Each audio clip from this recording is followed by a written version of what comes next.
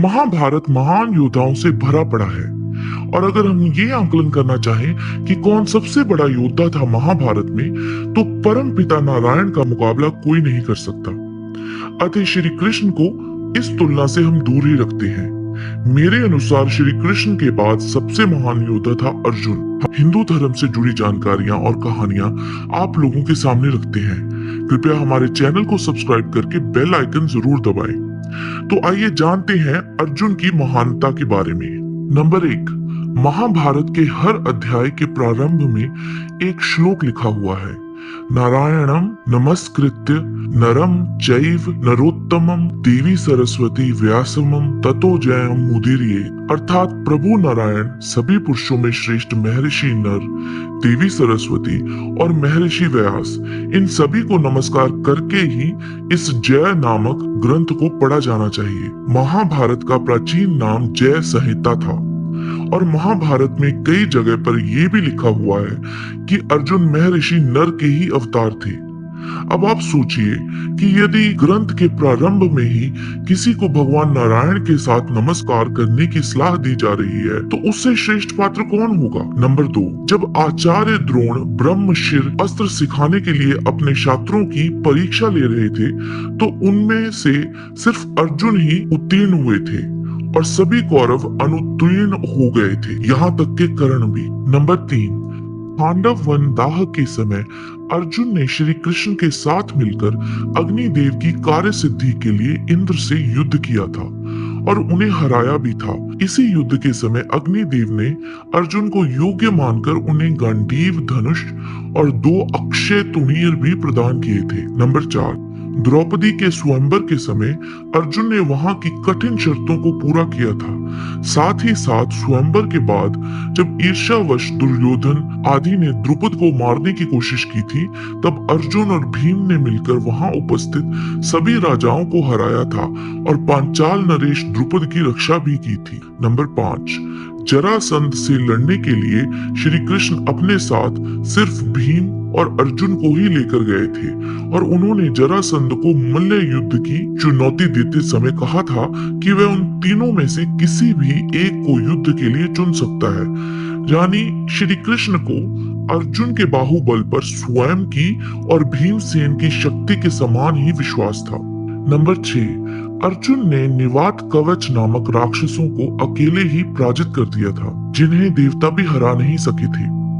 Number 7, वनवास के समय अर्जुन ने गंधर्वों को भी परास्त किया था और उस युद्ध के पश्चात गंधर्व राज चित्रसेन अर्जुन के मित्र बन गए थे। नंबर 8, जब पांडवों का वनवास चल रहा था, तब दुर्योधन और कर्ण आदि ने मिलकर सोचा कि वन जाकर अपना वैभव दिखाया जाए और पांडवों को जलाया जाए।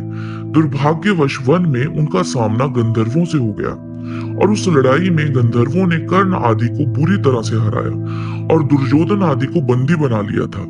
तब युधिष्ठिर की आज्ञा से अर्जुन, नकुल और सहदेव आदि ने गंधर्वों को हराया और कौरवों को छुड़ाया था। नंबर 9, अर्जुन के अंदर नई नई चीजें सीखने की लालसा रहती थी। उन्होंने नृत्य कला भी सीखी थी तथा वनवास के समय में भी वे नए नए अस्त्र शस्त्र सीखने के लिए प्रयासरत रहे थे। नंबर 10, वनवास के समय अर्जुन ने किरात वेशधारी भगवान शिव से युद्ध किया था और उन्हें प्रसन्न करके पशुपति अस्त्र प्राप्त किया था। नंबर 11, विराट नगर के युद्ध में अर्जुन ने अकेले ही भीष्म, द्रोण, दुर्योधन, दुशासन और कर्ण को हरा दिया था। ध्यान देने योग्य बात यह है कि कर्ण को उस समय ब्रह्मास्त्र भी भली भांति याद था। नंबर 12, महाभारत में पितामह भीष्म स्वयं ये कहते हैं कि अर्जुन को कोई नहीं परास्त कर सकता है और आचार्य द्रोण ने भी कई बार ये बात कही है। नंबर 13, अर्जुन एक अच्छे गुरु भी थे। अर्जुन ने ही अभिमन्यु, सात्यकी और श्री कृष्ण के पुत्र प्रद्युम्न को धनुर्विद्या सिखाई थी। इनमें से अभिमन्यु और सात्यकी ने तो कर्ण को भी हराया था। नंबर 14, जयद्रथ के वध के दिन अर्जुन ने अकेले ही कई अक्षौणी कौरव सेना का संहार कर डाला था। नंबर 15, पूरी संक्षत सेना को अर्जुन ने अकेले ही हराया था। नंबर 17, अर्जुन ने कर्ण वध के पूर्व कर्ण के सामने ही उसके सभी भाइयों और पुत्रों का युद्ध में अकेले ही वध कर दिया था और कर्ण कुछ भी नहीं कर पाया था। नंबर 18, महाभारत में वर्णित है कि अर्जुन की भुजाएं इतनी शक्तिशाली थी कि साधारण धनुष उनके हाथों में टूट जाते थे और इसीलिए अर्जुन को अग्निदेव ने गांडीव दिया था। गांडीव धनुष इतना कठोर था कि उस पर अर्जुन के अलावा सिर्फ श्री कृष्ण और भीमसेन ही प्रत्यंचा चढ़ा सकते थे। नंबर 19, अर्जुन दोनों हाथों से धनुष बाण चला सकते थे, इसीलिए उन्हें सब्यसाची कहा जाता था और हर युद्ध में विजयी होने के कारण श्री कृष्ण उन्हें विजय कहकर भी पुकारते थे। नंबर 20, महानता का एक और कारण है और वह है धर्म का साथ देना। अर्जुन कभी अधर्म के मार्ग पर नहीं चले, यहाँ तक कि कर्ण और एकलव्य, जिनको कई लोग अर्जुन से महान मानते हैं, भी अधर्मी लोगों के साथ ही थे, क्योंकि कर्ण ने सदैव दुर्योधन के साथ मिलकर पांडवों पर अत्याचार किए, चाहे वे वारणावत की साजिश हो या दूत की। कर्ण ने द्रौपदी का भी अपमान किया था और दुर्योधन की हर गलत बात में हाँ मिलाई। वह सच्चे मित्र का लक्षण नहीं है और एकलव्य भी पापी जरासंध की सेना में ही नियुक्त था और जरासंध की ओर से ही उसने श्री कृष्ण के साथ युद्ध किया था और जिसमें श्री कृष्ण ने उसका वध कर दिया था। पर इन सब से परे अर्जुन ने कभी भी अधर्म का साथ नहीं दिया, यहाँ तक कि जब अप्सरा उर्वशी ने अर्जुन से विवाह का प्रस्ताव किया था तो अर्जुन ने उन्हें अपनी माता मानकर उनसे विवाह करने से इनकार कर दिया, क्योंकि अर्जुन के पूर्वज उर्वशी और पुरुरवा की संतान थे। नंबर 21, महान योद्धा का एक लक्षण ये भी है कि वह अपनी प्रजा को संरक्षण प्रदान करने वाला हो।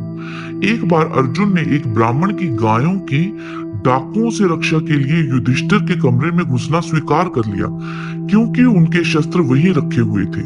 अर्जुन को पता था कि युधिष्ठिर द्रौपदी के साथ बैठे हुए हैं और यह नियम है कि पांचों पांडवों में से कोई भी जब द्रौपदी के साथ अकेले होगा तो कमरे में अचानक आने वाले को 12 वर्ष का वनवास दिया जाएगा।